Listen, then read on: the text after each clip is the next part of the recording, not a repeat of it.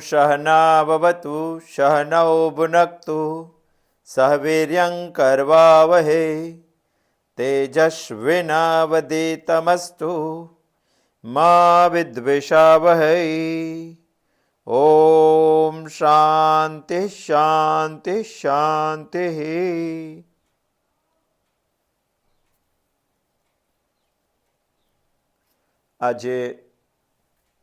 आज मकर संक्रांति है, उत्तरायण। आज का उत्सव हमारे लिए इसीलिए बहुत महत्वपूर्ण है कि सूर्य देव आज से हमारी ओर प्रयाण करेंगे, हमारी पास आएंगे, उत्तर की ओर अयन करेंगे, मकर राशि में प्रवेश करेंगे। उपनिषद में अभी हमारी बात देवों के बारे में चल रही है। ब्रह्म देवेभ्यो विजिज्ञे, ब्रह्म ने देवों के लिए विजय प्राप्त की। ये कथानक हमें ब्रह्मज्ञान समझाने के लिए उपनिषद तीसरे खंड में कैनो उपनिषद हमें बता रहा है। योगानुयोग बात हमारी श्रीमद् भगवद गीता में भी देवों के ऊपर ही चल रही है। इष्टान भोगान ही वो देवा दास्यन्ते यज्ञ भाविताः तेर्दत्तान्न प्रदायेभ्यो यो भुंक्तेस्तेन एव शः। और आज भी देवों का उत्सव है। योगानुयोग तीन बात एक साथ में इकट्ठी हुई है। आज इसीलिए बात हम देवों के बारे में कर रहे हैं क्योंकि हम सोचते थे कि इस सृष्टि के चक्र को चलाने के लिए जो भी परिवार कार्यान्वित है, उसमें जो चेतन हमें दिखाई देता है, उसको ही हमें देव मानना चाहिए। इस दृष्टि से सूर्य भी एक देव है। इस सृष्टि चक्र में सिर्फ सूर्य ही एक ऐसा है जो हमें लाइट भी देता है और एनर्जी भी देता है। इस पृथ्वी पर निर्माण हुई लाइट हमें सिर्फ लाइट ही दे सकता है, एनर्जी नहीं दे सकती है। मगर सूर्य के प्रकाश में लाइट भी है और एनर्जी भी है। और लाइट और एनर्जी देकर सूर्य ने कभी भी हमारे पास से कोई भी मूल्य की अपेक्षा नहीं रखी है। यानी वो समष्टि के हितार्थ के लिए जल रहा है। जले बगैर तो लाइट आती नहीं, जले बगैर तो एनर्जी आती नहीं। खुद को जलाना, कोई अपेक्षा नहीं रखना और सारी सृष्टि को लाइट और एनर्जी देने का, प्रकाश और शक्ति देने का काम देव ही कर सकता है। इसीलिए सूर्य जो आज की उपासना का देव है, उसको हम देव समझते हैं। आज से सूरज दादा हमारे पास आने का प्रयत्न शुरुआत कर देगा। मकर संक्रांति, उत्तरायण। वैसे तो सूरज को हम ज्ञान का देव मानते हैं। प्रकाश यानी ज्ञान। हमारे जीवन में भी अंधेरा होता है और जब प्रकाश हो जाता है तभी सूर्य को हमें याद करना चाहिए। इस दुनिया में सबसे ज्यादा प्रकाश सूर्य देता है, इसीलिए सूरज को ज्ञान का देव मानना चाहिए। तमसो मां ज्योतिर्गमय। यदि उनको ज्ञान का देव मानते हैं तो हमें उनकी उपासना सिर्फ पतंग चगा के नहीं, ज्ञान की उपासना करके भी उनकी उपासना करनी चाहिए। आज हमारे नजदीक वो देव आ रहा है तो उनका स्वागत तो करना चाहिए। तो ऋषि मुनियों ने सोचा कि आकाश में हम कई रंगोली बनाते हैं, मगर आकाश में रंग कैसे पूर सकते हैं? तो रंग बेरंगी पतंग चगा के सूर्य का स्वागत करने का आज सोचा है इंसान ने। इसीलिए आज पतंग चगा के सूर्य का स्वागत करने का बहुत बड़ा उत्सव आज का है। गुड़ खाना, तिल खाना, मीठा बोलना, यह भी है। आपके पास सही ज्ञान होगा तभी आप मीठा बोल सकेंगे। आपके पास सही ज्ञान होगा तभी आप स्निग्ध बन जाएंगे सबके साथ। और सबके साथ मेरा संबंध भी स्निग्ध बनना चाहिए। और स्निग्ध संबंध बनाने के लिए, जीवन मीठा बनाने के लिए हमने अभी भी बात की, आगे ही बात की थी। तीन बात चाहिए हमें। सांसारिक उन्नति चाहिए, आध्यात्मिक उन्नति चाहिए और सांस्कृतिक उन्नति चाहिए। सांसारिक उन्नति के लिए मधुरता जीवन में चाहिए, प्रेम जीवन में चाहिए। सांस्कृतिक उन्नति के लिए कृतज्ञता जीवन में चाहिए, चारित्र्य जीवन में चाहिए। और आध्यात्मिक उन्नति के लिए ज्ञान चाहिए। और यह ज्ञान का देव आज से हमारे नजदीक आ रहा है। इसीलिए मकर संक्रांति, इसीलिए उत्तरायण हमारे लिए बहुत बड़ा उत्सव है, क्योंकि ज्ञान का देव इष्टान भोगान ही वो देवा में ज्ञान का देव भी आता है और सूरज आज से हमारे नजदीक आ रहा है। आज देव का उत्सव है।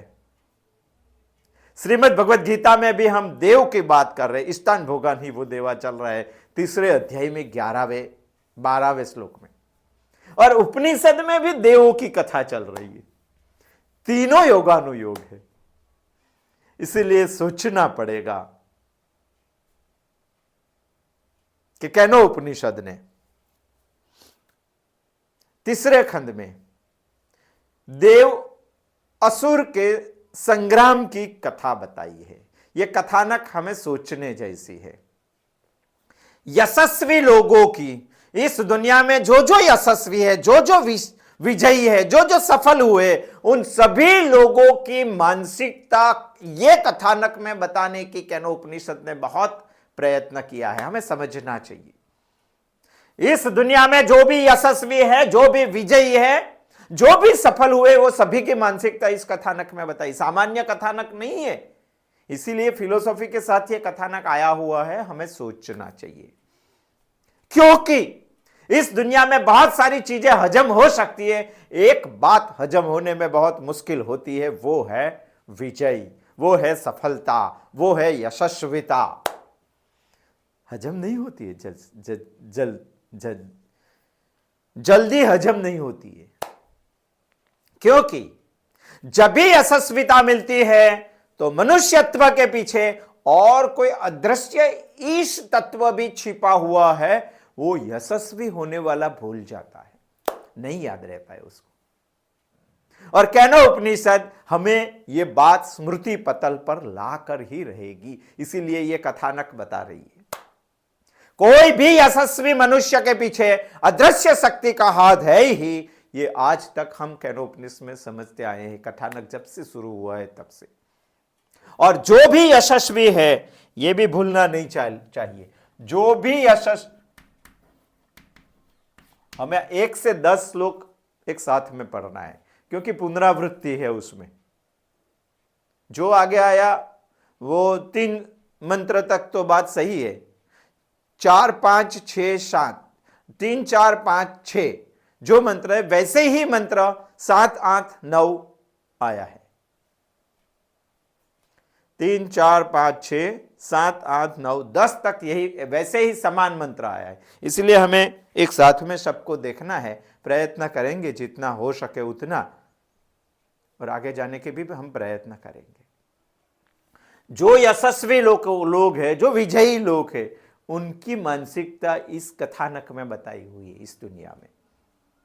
और जो यशस्वी है, हमारा शास्त्र ऐसा मानता है कि जो इस जन्म में यशस्वी है, वो गत जन्म का योग भ्रष्ट जीव है। तभी वो यशस्वी हो सकेगा। बहुत ध्यान से समझने का, तभी वो यशस्वी हो सकेगा, नहीं तो इस जन्म में वो यशस्वी हो ही नहीं सकेगा। योग भ्रष्ट यानी ईश्वर के, प्रभु के लाड़के लड़के हैं, बहुत प्रिय लड़के हैं, फर्स्ट क्लास आए हुए लड़के हैं, बहुत पहली लाइन में जिसको रखा जाए ऐसे लड़के हैं। उनकी कथानक मानसिकता इस कथानक में बताई है। और जो ईश्वर के लाड़के लड़के हैं, ईश्वर के प्रिय लड़के हैं, इस कथानक में उनके लिए बहुत सारा उपदेश दिया गया हुआ है। वो हमें समझना पड़ेगा। उन्होंने इस जन्म में वही यशस्वी होते, वही सफल होते, वही विजयी होते जिन्होंने गत जन्म में प्रभु का बहुत सारा काम किया हुआ है, बहुत सारा काम किया है। उसका फल ही इनको इस जन्म में मिल रहा है। मगर होता ऐसा है कि यशस्वी होने के बाद वो ईश्वर को भूल जाता है। यही कथानक ये बता रहा है। गत जन्म में बहुत काम किया, इसीलिए इस जन्म में यशस्वी हो गए, मगर यशस्वी होने के बाद इस जन्म में वो प्रभु के कार्य में नहीं होते। बहुत सारे लड़के ईश्वर के ऐसे हैं, यशस्वी होते, सफल होते, विजयी होते, मगर इस जन्म में प्रभु के कार्य में होते नहीं है। होते हैं तो सिर्फ दिखावे पुरते रहते हैं, बाकी वो दिल से प्रभु का काम नहीं करते। ऐसे बहुत सारे लड़के ईश्वर के हैं। जैसे एक एग्जांपल मैं आपको दूं, दुर्योधन। कैसा समझते हैं आप महाभारत में दुर्योधन को?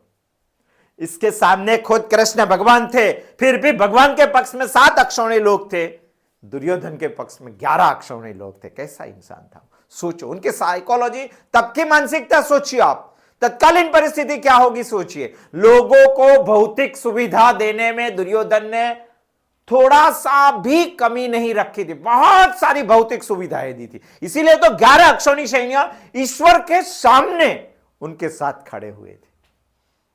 बहुत सुविधाएं दी थी दुर्योधन ने, बहुत पाठशाला दुर्योधन चला रहा था, बहुत पाठशाला में वर्षासन दुर्योधन भेज रहा था, बहुत पाठशाला का खाना साल भर का दुर्योधन भेज रहा था, मगर खुद कभी किसी एक भी पाठशाला में दुर्योधन गया नहीं जीवन का पाठ सीखने के लिए।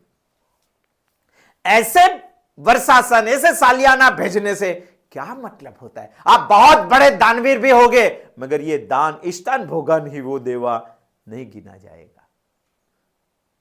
यो भुंगते स्टे नए वशा आ ही जाएगा। बहुत बड़ा था, बहुत बड़ा। उनका शासन व्यवस्था भी बहुत अच्छी थी। एक ही कमी थी उनमें, वो कमी थी वो खुद कौन है वो पहचान नहीं पाता था। हमें भी मैं कौन हूं ये पहचानना चाहिए। यदि नहीं पहचाना तो हम भी दुर्योधन की लाइन में ही है। मैं ये नाम वाला नहीं हूं, मैं ये शरीर नहीं हूं, मैं 2 हाथ वाला नहीं हूं, मैं एक नाक वाला नहीं हूं। मैं कोई ऐसा विशिष्ट जीव हूं जो ईश्वर ने भेजा है। वो मुझे समझ में इसी जन्म में यही स्थिति ऊपर आना चाहिए। वो रहता नहीं है, जिसको नहीं रहता है उनके लिए ये उपनिषद ने कथानक बहुत उपदेशात्मक तरह से किया हुआ है। महाभारत में दूसरा भी एक चरित्र है, उनके बारे में भी कभी देखना चाहिए।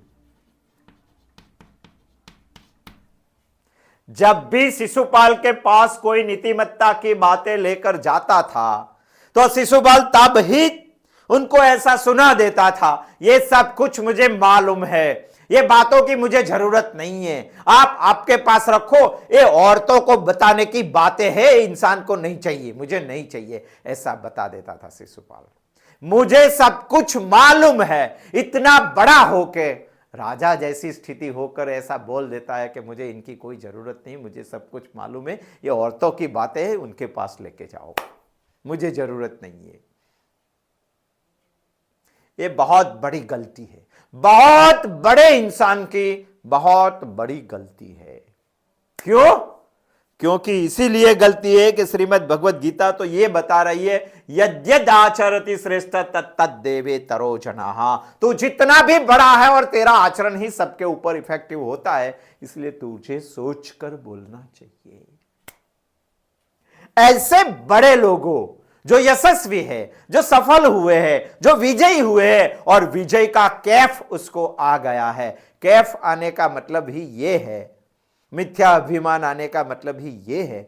वो भूल जाते हैं कि मेरे विजय के पीछे ईश्वर का भी हाथ है। ये भूल जाते हैं, इसीलिए कैनो उपनिषद के 3 खंड में ये कथानक कैनो उपनिषद ने बताया है।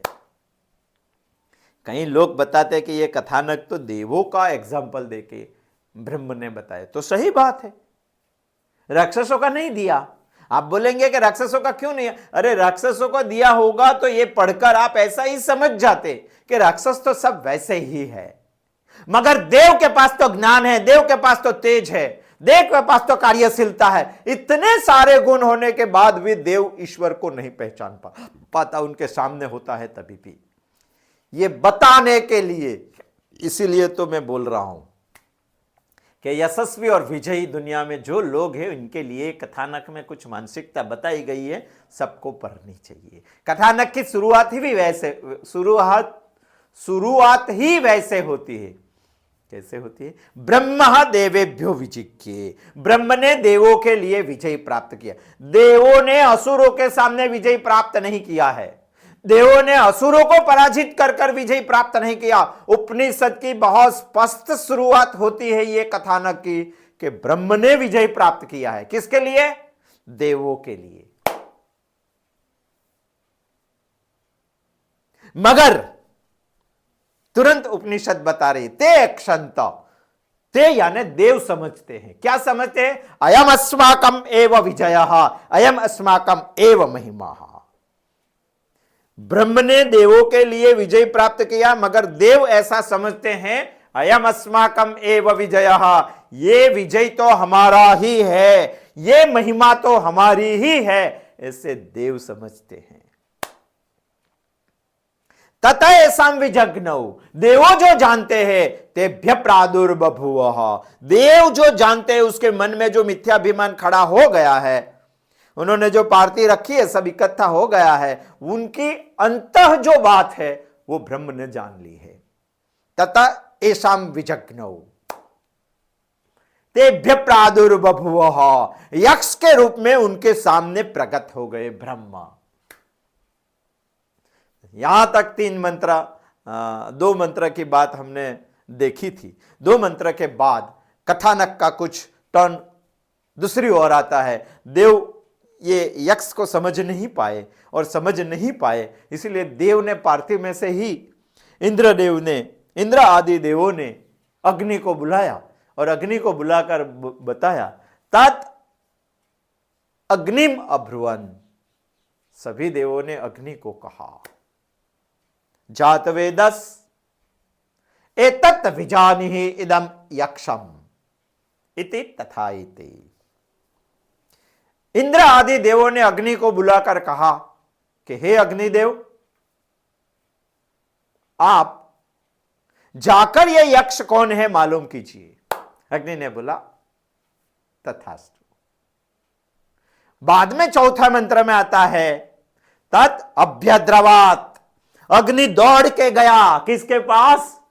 यक्ष के पास। तम अभ्यवदात, मगर कुछ बोला नहीं, यक्ष ने बोला, क्योंकि अग्नि जाके खड़ा हो गया, यक्ष का ही इतना तेज था, अग्नि खुद तेजहीन हो गया, और अग्नि तेजहीन गया तो यक्ष ने सामने से पूछा, तम अभ्यवदात कहा असी थी, आप कौन है?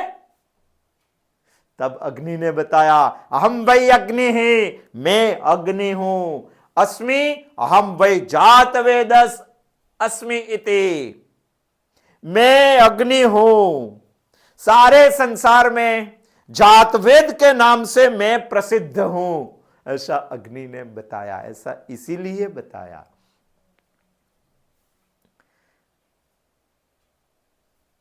कि उसमें थोड़ा सा मिथ्या अभिमान था, मुझ में शक्ति है, और हम ऐसा सोचते थे कि यक्ष को तो मालूम है, वो तो ब्रह्म है, जब भी ब्रह्म तो सर्वज्ञ है, उसको मालूम है कि ये कौन है, तो फिर पूछने की क्या जरूरत थी। अरे ब्रह्म को ये जानना चाहते थे कि अग्नि भी खुद मिथ्याभिमानी हो गया है क्या, और मिथ्याभिमानी हो गया तो उनके मुंह से उनको बुलवाना चाहता था ब्रह्मा, इसीलिए ब्रह्म ने प्रश्न पूछा उसको कि कहा असी थी, आप कौन है। तब अग्नि ने खुद की पहचान दे दी, आत्मश्लाघा कर दी और खुद की पहचान दे दी। तभी ब्रह्म ने जान लिया कि उसको मिथ्याभिमान हुआ है, जो है नहीं वो बोल रहा है। शरीर इंद्रिय मन बुद्धि वास्तव में मैं हूं नहीं, फिर भी मैं मानता हूं ये मेरा मिथ्याभिमान है। जब भी मेरा मिथ्याभिमान है तो सही अभिमान कैसे आएगा, मुझे गौरववंती बात मुझे कैसे दिखाई देगी। प्रकाश होगा तभी दिखाई देगी, और प्रकाश के लिए तो सूर्य आज से हमारे नजदीक आ रहा है, तो हमें उपासना ज्यादा करनी चाहिए उपनिषद की। अग्नि कुछ बोला नहीं, इसीलिए ब्रह्म ने प्रश्न पूछ लिया और प्रश्न का प्रत्युत्तर भी दे दिया। और जब भी उन्होंने मिथ्याभिमान की बात बता दी, तभी ब्रह्म ने ऐसा सोच लिया कि उसको, उन्होंने बताया कि मैं अग्नि हूं, जात वेदस हूं, उसको मिथ्याभिमान तो हुआ ही है, मगर सिर्फ मिथ्याभिमान से ब्रह्म ज्ञान दूर नहीं होता है, उसको मिथ्याभिमान का सामर्थ्य का भी अभिमान है, और सामर्थ्य का, उपाधि के सामर्थ्य का अभिमान है कि नहीं, वो भी ब्रह्म ने जानना था। इसलिए ब्रह्म ने दूसरा प्रश्न पूछा, त्वयि किम वीर्यम, तस्मिन् त्वयि किम वीर्यम, दूसरा प्रश्न पूछा, तेरा सामर्थ्य क्या है? तभी अग्नि ने बता दिया, अथि अपि पृथिव्याम यत इदम इदम सर्वम दहेयम इति। अग्नि ने बता दिया कि मैं यदि सोच लूं, ठान लूं, तो सारी पृथ्वी को जला सकता हूं, और पृथ्वी पर जो जो चीज है वो सबको जला सकता हूं। यक्ष ने सोच लिया कि उसको उपाधि का भी अभिमान है और उपाधि के सामर्थ्य का भी अभिमान है। वो समझ गया है अग्नि कि मुझ में जो सामर्थ्य है मेरा खुद का है, और ब्रह्म को समझना था कि तुझ में खुद का सामर्थ्य। हमारा भी ऐसा ही होता है, हम जब 18-20 साल के होते हैं तो 3 किलोमीटर दूर गाड़ी गद्दी के नंबर भी पहचान जाते हैं 2 व्हीलर के, मगर जब वही युवान 20 साल का होता है, वो युवान जब 70 साल का हो जाता है, मृत्यु शैया ऊपर पड़ता है, तो उसकी गोद में खेलने वाली 18 साल खेलने वाली लड़की उनके सामने उसकी आंख से 6 इंच दूर मुंह रख के बताती है, आंख फाड़ के, कि पिताजी मुझे पहचानते हो? कहां गई सकती? हमें भी हमारी उपाधि का अभिमान है और हमें भी हमारी उपाधि के सामर्थ्य का अभिमान है। ये दोनों नहीं होना चाहिए। यदि ये दोनों नहीं होता, सबसे पहले उपाधि का अभिमान हमें समझ में आना चाहिए, बाद में हमें उपाधि के अभिमान का सामर्थ्य भी समझ में आना चाहिए। ये दोनों से हम मुक्त होते हैं, तभी हम ब्रह्म को समझ पाएंगे। ये बताना है कैनोपनिषद ने, इसीलिए कैनोपनिषद ने ये सब हमें कथानक के द्वारा बता रही है। इतना बड़ा अग्नि, जिनके पास तेज है, जिनके पास ज्ञान है, वो भी ब्रह्म को नहीं समझ पाता है, क्योंकि उसको उपाधि का अभिमान है और उसको उपाधि के सामर्थ्य का भी अभिमान ही। ये दोनों अभिमान जानने के लिए ही ब्रह्म ने 2 प्रश्न पूछा था उनको, और 2 ही प्रश्न का प्रत्युत्तर उन्होंने दिया। ब्रह्म को समझ में आ गया, इसीलिए ब्रह्म ने, यक्ष ने 6वें मंत्र में उसको बताया, तस्मै तृणम निदधौ। एक तृण यानी घास का तणखला उनके सामने देकर बताया कि तृण को जला दे। यदि तू सारी पृथ्वी को जला सकता है, मुझे कोई मतलब नहीं, मेरे सामने ये तृण को जला दे, ऐसा यक्ष ने अग्नि को बताया। तस्मै तृणम निदधौ इति एतद् दहा, मेरे सामने तू जला के बता। अग्नि तो दौड़ के गया, प्रयत्न भी बहुत किया, उन्होंने उनकी जो सभी शक्ति थी वो प्रयत्न करके काम पे लगा के ये तृण को जलाने के लिए प्रयत्न किया, मगर न एव शशाक, जला नहीं पाया। तथा निवृत्ते, अग्नि जला नहीं पाया, वो वहां से पीछे हट गया, निवृत्त हो गया, और पीछे हटकर देवों के पास गया, और देवों के पास जाकर बोलने लगा, एतत् विघ्नातुम न अशकम एतत् यक्षम यत इति। मैं आपसे ज्यादा यक्ष को जानने के लिए सक्षम नहीं हूं, समर्थ नहीं हूं, मैं वापस आ गया हूं। अग्नि खुद में खुद वापस आ गए। जब सभा में अग्नि वापस आ गया, तब दूसरे किसी को तो भेजना पड़ेगा ने। तभी सभी देवों ने इकट्ठा होकर वायुदेव को खड़ा किया। बस जैसे अग्निदेव की स्थिति हुई, वैसे वायुदेव की स्थिति हुई 7वें मंत्र में। ते अग्निम अब्रुवन, 7वां मंत्र में बता रहा है, ते वायुम अब्रुवन, सभी देव इकट्ठा होकर वायु को कहने लगे, मातरिश्वा एतद् विजानिहि इयं यक्षम, आप जाके यक्ष को जानकर आइए, मालूमात कीजिए ये कौन है यक्ष। 7वां मंत्र है ते अग्निम अब्रुवम, तीसरा मंत्र है। 7वां मंत्र है ते वायुम अब्रुवन, सभी देवों ने वायु को बताया। मातरिश्वा तीसरे मंत्र में बताया था, जात वेदा, वायु को बताया। वायुदेव मातरिश्वा एतत् विजानिहि इदम यक्षम, हे वायुदेव आप जाके मालूमात कीजिए ये यक्ष कौन है। तत् अभ्यद्रवात, जैसे अग्नि अभ्यद्रवात, वैसे वायु अभ्यद्रवाद, वे भी दौड़ के वायु के यक्ष के पास पहुंच गया, मगर वायु को भी यक्ष का तेज इतना बड़ा लगा कि वो खुद भी तेजहीन हो गया, जाके चुपचाप खड़ा हो गया।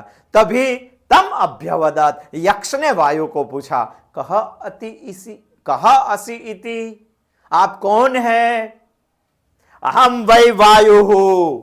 जैसे अग्नि ने बताया था अहम वै अग्नि ही, वैसे 8वें मंत्र में वायु ने बताया अहम वै वायु हूं, अहम वै वायु हूं अस्मि, अहम वै मातरिश्वा अस्मि इति।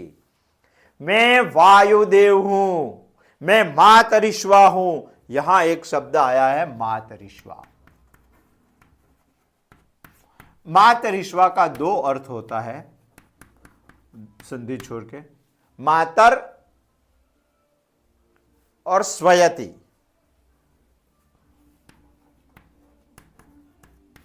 मातर का अर्थ होता है अंतरिक्ष और स्वयति का अर्थ होता है विहार करते हैं।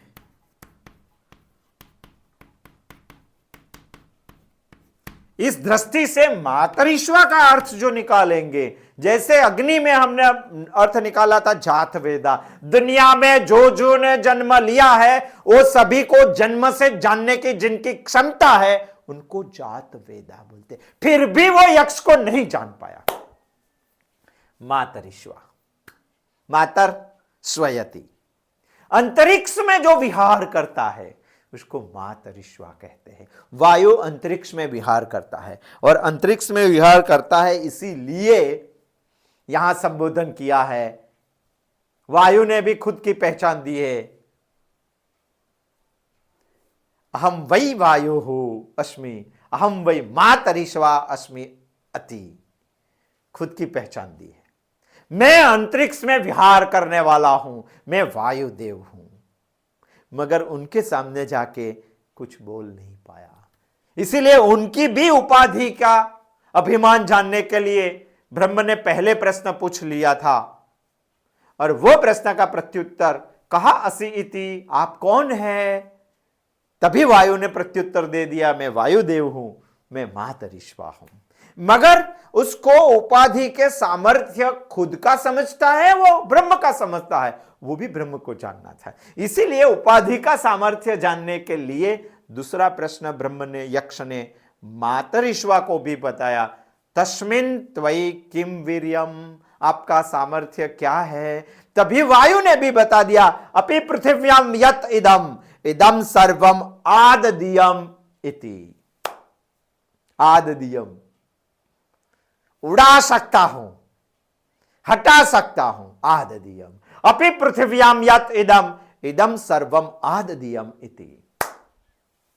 वायु ने खुद की पहचान दे दी, मैं वायु हूं, मातरिश्वा हूं। वायु ने खुद का सामर्थ्य बता दिया, यदि मैं ठान लूं तो सारी पृथ्वी के ऊपर जो जो चीज है वो सभी चीज को उड़ा सकता हूं, आददियम, अपि पृथिव्याम यत इदम इदम सर्वम आददियम इति। अग्नि ने बताया इदम सर्वम दहेयम इति, वायु ने बताया इदम सर्वम आददियम इति, सबको उड़ा सकता हूं, इतना बड़ा सामर्थ्य है।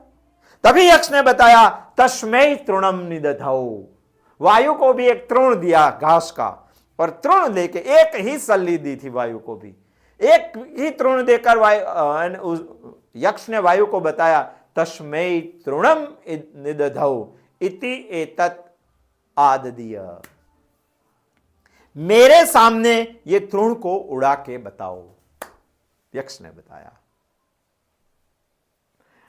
वायु ने खुद का संपूर्ण शक्ति काम पे लगा दी और प्रयत्न किया ये तृण को उड़ा, अरे पृथ्वी को उड़ा सकता है, वो तृण को क्यों नहीं उड़ा सकता है? उड़ा सकता है। बहुत प्रयत्न किया, बहुत, न एव आददीय ततः निवृत्तम, वो तृण को उड़ा नहीं सका, वो निवृत्त हो गया, वो भी वहां से पीछे हट गया और पीछे हटकर देवों के पास आ गया। एतत् विज्ञातुम न अशकम, मैं यक्ष को जानने के लिए समर्थ नहीं हूं। जितना यक्ष को आप जानते हैं, वायु ने देवों को बताया, जितना यक्ष को आप जानते हैं इतना ही मैं जानता हूं, इतना ही मैं जानता हूं। एतत् यक्षम यत इति, इससे ज्यादा मैं जानने के लिए समर्थ नहीं हूं, आपको ही जानना पड़ेगा। वायु भी वापस आ गया। हमने सोचा कि अग्नि के पास क्या है? अग्नि के पास तेजमयता है, अग्नि के पास ज्ञानमयता है, तेजस्विता भी है, ज्ञानमयता है। वैसे वायु के पास भी है। वायु के पास एक पहला गुण है, आकर्षकता है।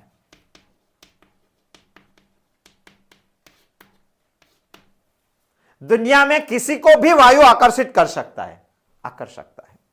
आकर्षकता है ऐसा नहीं है, वायु के पास सामर्थ्यवानता भी है। कोई भी सामर्थ्यवान को साथ लेकर चलने की ताकत वायु में है। किसी को भी उड़ा सकता है वायु, किसी को भी साथ में ले जा सकता है। वैसा भी नहीं है, वायु के पास कीर्तिमानता भी है। इतने सारे गुण होने के बाद भी देव, एक बात की उसमें कमी रहती है। यदि ये बात की कमी रही तो देव भी ईश्वर को जान नहीं पाएंगे, ब्रह्म को जान नहीं पाएंगे। जात वेदस होगा फिर भी जान नहीं पाएगा, मात ऋष्वा होगा फिर भी जान नहीं पाएगा। ब्रह्म तो देव के सामने थे, और देव के सामने थे और देव थे जानने वाले, फिर भी ब्रह्म को जान नहीं पाए।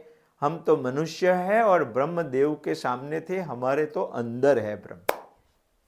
जानना आसान है यदि प्रयत्न करेंगे तो, मगर इसके लिए ज्ञान की उपासना करनी चाहिए। और ज्ञान की उपासना के लिए आपको जीवन में 3 ग्रंथों पढ़ने ही चाहिए, श्रीमद् भगवद गीता, ब्रह्मसूत्र और उपनिषद। ये पढ़ेंगे तो वैसे हर साल नजदीक आने वाला सूरज एक बार आपको उत्तरायण में प्रभु के पास ले जाएंगे। इसीलिए भीष्म पितामह ने मृत्यु उत्तरायण में प्रसन्न किया था, परधाम जाने के लिए। तद्धाम परमम गता, ये जाने के लिए उत्तरायण पसंद। मगर उत्तरायण में वही जाते हैं जिनके पास सूरज आता है, उत्तरायण में वही जाते हैं जिनके पास ज्ञान आता है, इन उत्तरायण में वही जाता है जिनके पास मिथ्याभिमान नहीं, सही ज्ञान है। और सही ज्ञान तो वही है कि मैं कौन हूं पहले पहचान लेना चाहिए, और मैं किस लिए यहां आया हूं वो भी जान लेना चाहिए, और मुझे यहां आकर क्या करना चाहिए वो भी जान लेना चाहिए। ये तीनों प्रश्नों का प्रत्युत्तर यदि सही सही इस जीवन में प्राप्त करना है तो आपको उपनिषद की पढ़ाई करनी चाहिए। तीसरे खंड के 10 मंत्रों तक कथानक हमें यह बता रहे हैं कि देवों की सभा में प्रकट हुए यक्ष को जानने के लिए अग्नि गया, नहीं जान पाया, वापस आया। वायु गया, नहीं जान पाया, वापस आया। अभी और भी कोई जाता है, और जाता है वो जानकर आता है, वैसे ही आता है क्या? उनके बाद हम तीसरे मंत्र के 11वें तीसरे केनोपनिषद के तीसरे खंड के 11वें मंत्र से शुरुआत करेंगे आने वाले बुधवार से। अस्तु, जय श्री कृष्ण।